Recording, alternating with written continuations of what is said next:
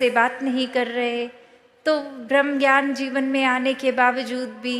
ये उड़ना कहाँ संभव होगा। वो फिर बात वही कि ऐसा पक्षी जिसके 2 पंख हैं, एक ज्ञान का एक कर्म का, वो ही उड़ान भरेगा, क्योंकि ये कर्म भी हैं, ये जीवन में इम्प्लीमेंटेशन भी है, और ये ब्रह्म ज्ञान की विद्या, ये सबसे ऊंची दात, ये भी ये झोली आई है। तो यहाँ एक ये जो बैलेंस का उदाहरण इस कहानी में भी, तो कैसे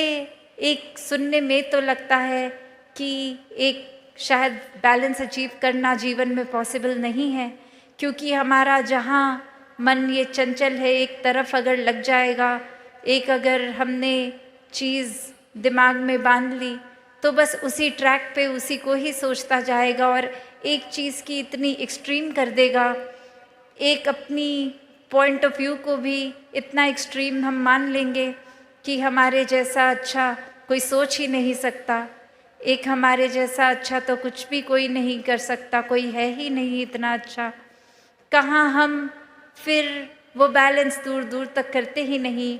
और ये तो पता ही है, जब एक चीज़ की ही अति होती जाएगी तो फिर दूसरा एक बैलेंसिंग फैक्टर है ही नहीं। तो वो एक हाइट जहाँ तक कोई अगर ऊंचा जाता है, अगर कितनी भी पहाड़ की ऊंची चोटी पे चले जाएं, तो एक वो लास्ट फाइनल पॉइंट होगा, वो टिप होगी, उसके ऊपर तो और वो पहाड़ है ही नहीं।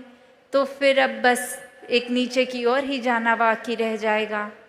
तो बात वही